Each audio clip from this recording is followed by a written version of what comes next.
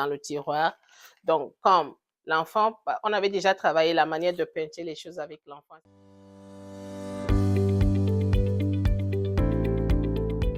Bonjour chers parents, bonjour chers éducateurs. Aujourd'hui, on continue toujours dans l'épisode de la motricité fine. Je vais vous montrer quelques jeux et on va progresser. Ce jeu va apprendre à l'enfant comment commencer à ranger les choses et de là, on va aller sur les casse-têtes. Donc, ce jeu, c'est fait pour le développement cognitif, mais on peut aussi l'utiliser pour travailler la motricité fine avec les enfants. Vous pouvez aller sur placote.com. Ça, c'est un jeu de placote. Ils ont quand même les meilleurs jeux quand ça vient au développement de l'enfant. On avait déjà travaillé la manière de peinter les choses avec l'enfant. Si vous vous rappelez de la vidéo avec les boutons où j'ai pris les trucs avec mon pouce et mon index. Si vous n'avez pas vu, je vous encourage à les regarder. Donc, l'enfant place comme ça. L'enfant va faire comme ça, va utiliser ses deux doigts pour prendre et ramasser. Donc, ça va aider l'enfant, ça va fortifier, ça va renforcer l'utilisation des doigts. Donc, comme j'ai dit, ce jeu, c'est sur placote.com que vous pouvez le trouver. Tous les enfants à besoins particuliers sont capables d'apprendre, mais il faut aller à leur rythme, il ne faut pas les bousculer. Plus on les bouscule et qu'ils sont en échec, ils n'arrivent pas à faire, donc ces enfants n'auront plus le courage de faire.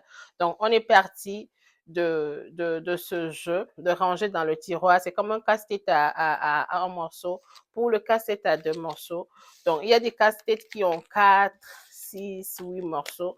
Donc, si l'enfant maîtrise ces deux, on va aller sur ce qui est 4, on va aller sur 8, et puis on va aller sur des casse-têtes un peu plus compliqués, comme ce casse-tête. Si par exemple l'enfant est capable de tout faire, vous le laissez faire, mais vous pouvez commencer par faire les bordures, les tout autour. Donc, comme je vais faire maintenant, je vais commencer par placer les morceaux.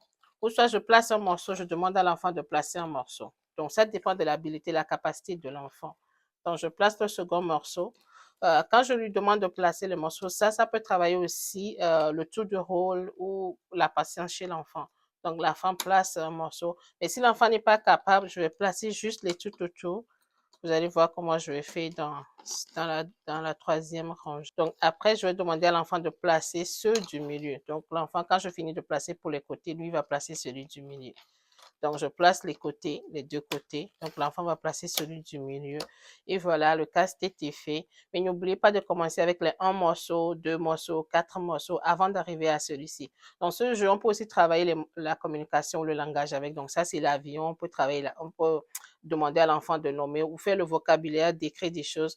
Mais aujourd'hui, c'est beaucoup plus pour la motricité fine. Je vous retrouverai dans l'autre épisode pour d'autres astuces sur la motricité fine. À très bientôt. N'oubliez pas de commenter et de partager. Si vous avez d'autres choses qui aident vos enfants avec la motricité fine, n'oubliez pas de partager dans les commentaires pour que les autres parents puissent en bénéficier. Et n'oubliez pas aussi de visiter notre site internet enfantenor.com pour voir les services que nous offrons. Et à très bientôt. Au revoir.